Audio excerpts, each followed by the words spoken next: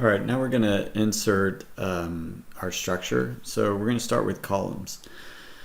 So what you want to do is you want to click on the structures menu and then column. You'll see, it's a good idea to save at this point. You'll see that Revit actually asks you to save at various points. And I guess while we're on saving, we should go up here to Revit and to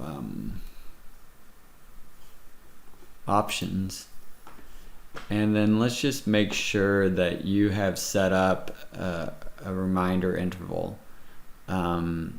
Essentially that's going to make sure that it tells you, it prompts you to save.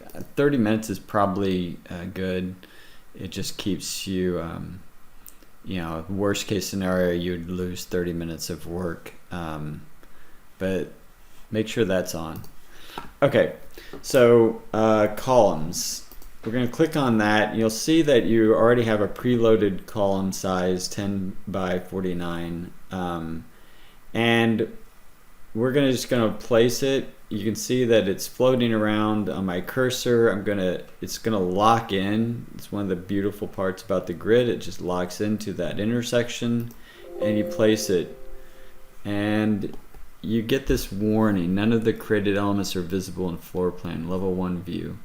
You may want to check the active view, its parameters and visibility settings, as well as any plan regions and their settings. Okay, so we got to figure out what's going on. So if you haven't yet already done it, and there's probably no reason you would have, you need to create a 3D view. So under view, under 3D view, just click on this default 3D view, and it will give you this axonometric. So let's click on the column and find out what's going on. So it was placed on top of footing.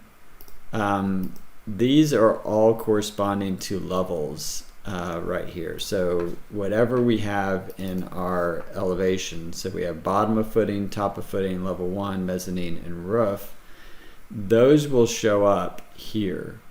So for right now, top of footing's fine, but the top level is not.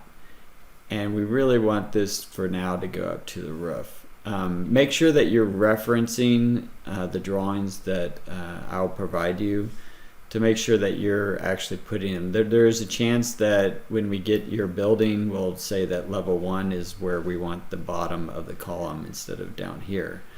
And then we just have a pier underneath it. So just, again, don't just blindly follow me in these videos. Okay, so that should fix that. So now up here you'll see that every view that I've opened is up here right now as a tab. So I can just click on this, or I can go over here to the project browser and I can find the view there. So you can see now that it is placed correctly.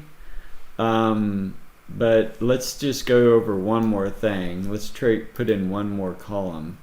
And what we're going to find is that we can define the top of the level, and we can define the bottom one if we're in, well, I take it back. I'm not sure it'll really allow us to place these very easily in the 3D view. So another best practice is that essentially whatever level you're on, that's going to be the top of the structure. So if you want to make the top of the structure by default the roof, then it's best to be on the roof level and then place your column. You can actually change the depth here. So I could have it be at the mezzanine level as far as the bottom of it, or level 1, but I'm going to put it at the top of footing. I'm going to click that. It'll give you the annoying message, but if we then go to our 3D view, we'll see that that column got placed in the right place. Alright, so what happens if this isn't the right size of your column? Alright, we're going to cover loading families now. So let's go to Insert and load family. So what you should see is a series of libraries. We're going to do the English Imperial.